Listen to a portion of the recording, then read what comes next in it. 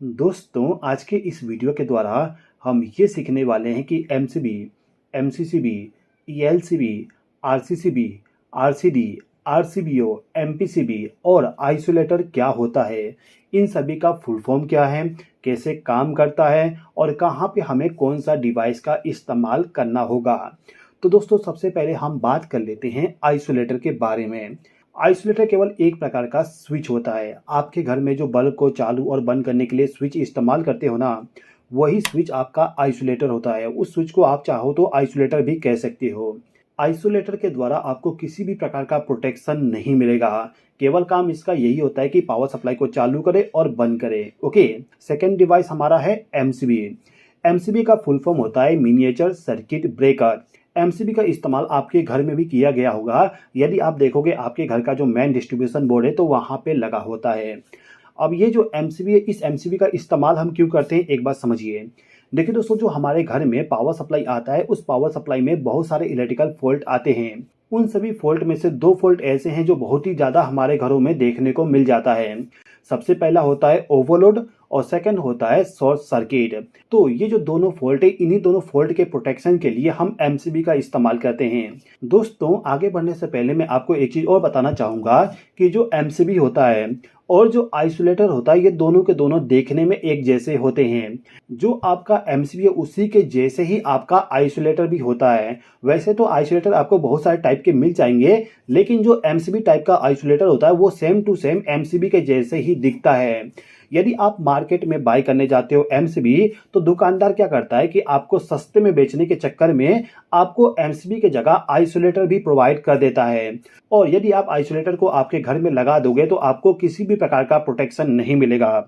आप स्क्रीन पे देख सकते हैं कि एमसीबी का सिंबल क्या होता है और आइसोलेटर का सिंबल क्या होता है।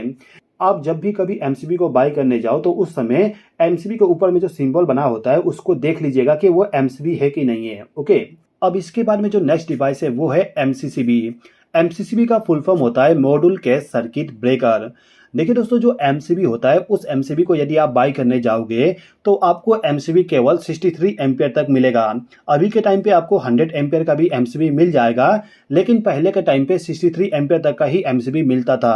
अब यदि आपको इससे ज्यादा रेटिंग वाली प्रोटेक्शन डिवाइस चाहिए तो उस कंडीशन में आपको एमसीसीबी बाय करना पड़ेगा। एमसीसीबी जो होता है वो भी आपको ओवरलोड और शॉर्ट सर्किट का प्रोटेक्शन प्रोवाइड करेगा। यानी कि आप कह सकते हो कि जो एमसीबी आपको प्रोटेक्शन प्रोवाइड करके देगा, सेम टू सेम आपका जो एमसीसीबी है वो भी प्रोटेक्शन प्रोवाइड करके देगा। वैसे तो जो एमसीसीबी होता है वो आपको मार्केट में 1000 एम्पियर तक मिल जाएगा, लेकिन अभी के टाइम पे यदि आप बाय करने जाते हो तो आपको उससे ज्यादा रेटिंग वाला भी एमसीसीबी मिल जाएगा, क्योंकि अभी के टाइम पे बहुत सारे ऐसे कंपनियां हैं जो एमसीसीबी को 1000 से भी ज्यादा रेटिंग वाली बना रही है। अब इसके बाद में जो नेक्स्ट डिवाइस है ये है आरसीसीबी। आरसीसीबी का फुल फॉर्म होता है residual current circuit breaker. RCCB जो होता है इसको आपको कंपलसरी आपके घर में लगाना चाहिए। इसको क्यों हमारे घर में लगाना चाहिए, इसको हम थोड़ा सा समझ लेते हैं। यदि आपके घर में या फिर जो इलेक्ट्रिकल सर्किट है उसमें आपने आरसीसीबी को कनेक्ट करके रखे हो और उस कंडीशन में यदि आप जाके फेस सप्लाई को भी पकड़ लेते हो तो आपको इलेक्ट्रिक शॉक नहीं लगेगा। इलेक्ट्रिक शॉक इसलिए नहीं लगेगा क्योंकि जो आपका आरसीसीबी है, आरसीसीबी आपका तुरंत ट्रिप हो जाएगा। यानी कि आपको इलेक्ट्रिक शॉक से प्रोटेक्ट करने के लिए आपको आपके घर में आरसीसीबी का इस्तेमाल करना चाहिए। आरसीसीबी का काम केवल इलेक्ट्रिक शॉक से प्रोटेक्शन प्रोवाइड करना होता है। यदि आप आरसीसीबी के बारे में पूरा डिटेल से समझना चाहते हैं तो इसका वीडियो मैंने ऑलरेडी बना दिया हूं, उसका लिंक आपको डिस्क्रिप्शन में मिल जाएगा। चलिए अब हम बात करते हैं हमारे नेक्स्ट डिवाइस के बारे में, जिसका नाम है ईएलसीबी। ईएलसीबी का फुल फॉर्म होता है अर्थ लीकेज सर्किट ब्रेकर। ये जो सर्किट ब्रेकर है इसका काम भी आरसीसीबी के जैसे ही होता है, यानी कि इलेक्ट्रिक शॉक से आपको प्रोटेक्ट करना।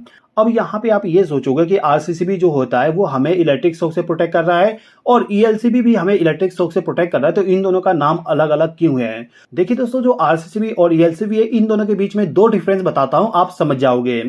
सबसे पहले हम बात करते हैं आरसीसीबी के बारे में।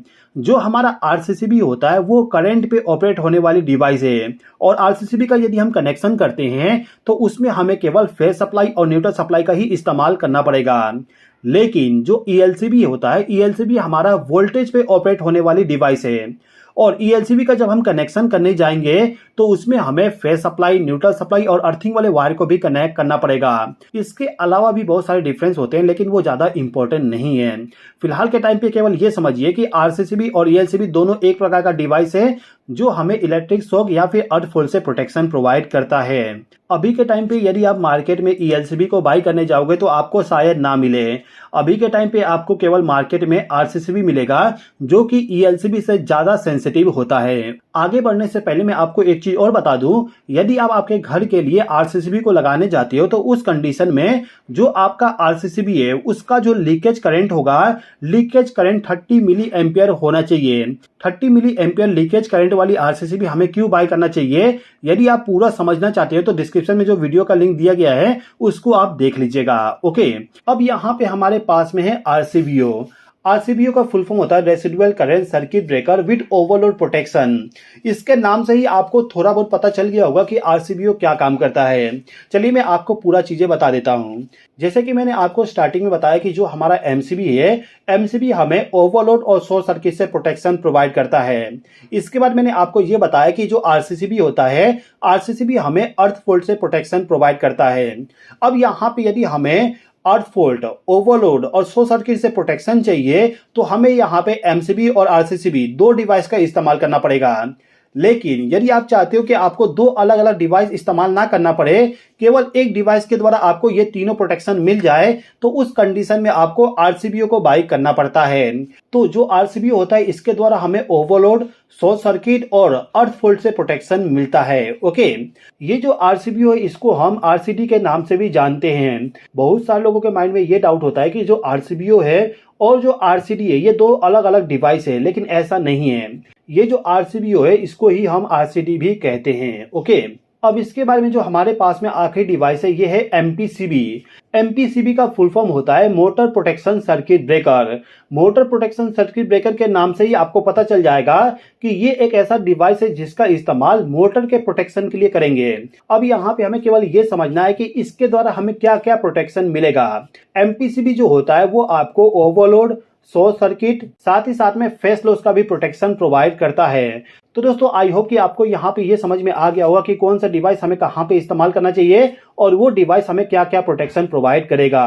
दोस्तों यदि आपको वीडियो पसंद आया तो लाइक कर दीजिएगा, चैनल पर नए हो तो सब्सक्राइब कर लीजिएगा। इस वीडियो को देखने के लिए धन्यवाद।